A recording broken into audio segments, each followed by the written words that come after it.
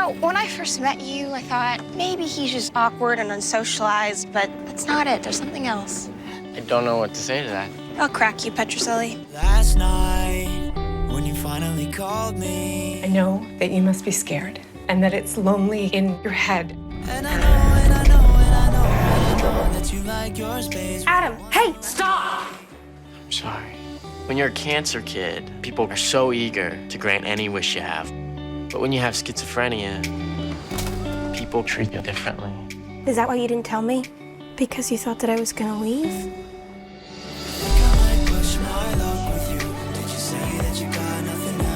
You see him, right? Yeah, he's real. Everyone's flawed, but admitting our flaws gives us the opportunity to face them.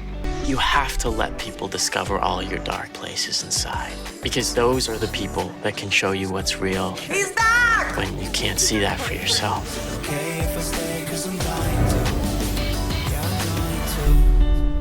Hey, I'm right here.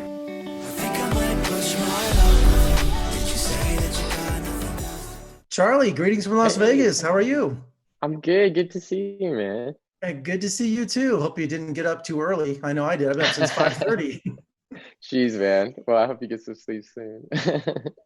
So I went into this movie not knowing anything about it, and it's one of my favorite films of the year. It's just absolutely fantastic. And your character, Adam, breaks that fourth wall to speak to the audience, kind of like a humorous Ferris Bueller, but it's a serious approach to a serious subject. And this movie was an education for me.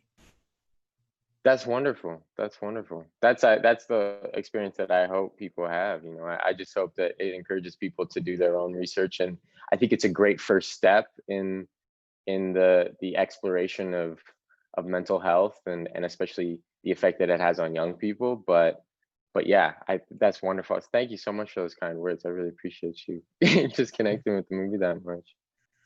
And, you know, Adam's hiding this in high school, the struggle and courage this kid has. I mean, being a teenager is hard enough, but to hide schizophrenia, it's just like, what a struggle.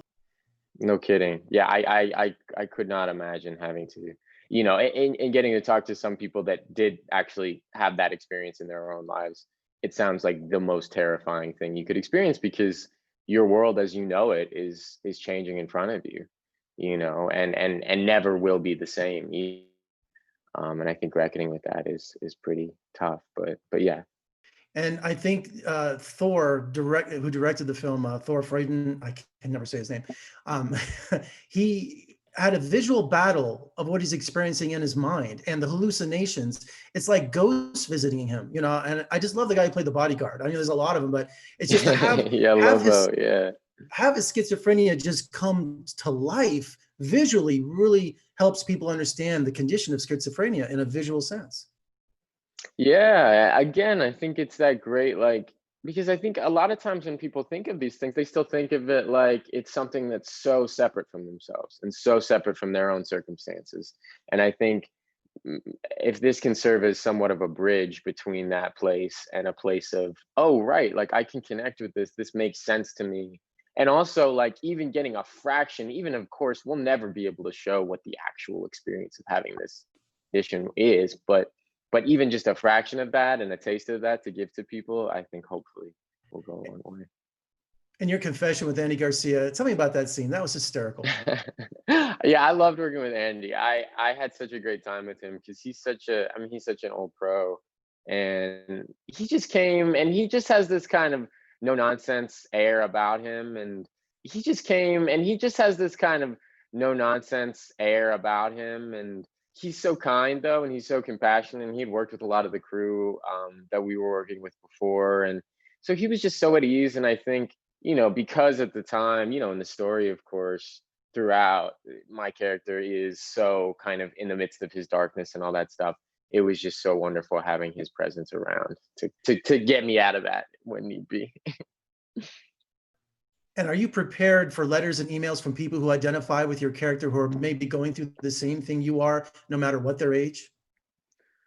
I don't know. I mean, I haven't prepared myself necessarily for it, but I think if they were to come, and I think, you know, it brings back to the whole thing of why to even make this movie to begin with, which is ultimately to get people talking and to get people asking questions. And And so if that happens and those questions are directed towards me, you know, if I don't feel like I have the answer for them, then I'll definitely try to direct them to the appropriate means for that. But yeah, I'm so happy to answer anything I can. That's for sure. And they're wrapping us up here, but I have to say, I love Walton Goggins. He is my idol. I just love him. Yeah, he's the best, man. He's great at playing the villain and then sneaking up on you at the end and being the good guy. He's great for that. But I've loved Walton ever since Justified. I think that's when I first saw him and was just totally taken aback by him. But yeah, he's Charlie. Charlie, an incredible job, an eye-opening movie, one of my favorites of the year. Thank you for talking to me today, and we'll talk again soon. Thank you so much, Jeff. Yeah, so good to see you, man. I really appreciate your kind words.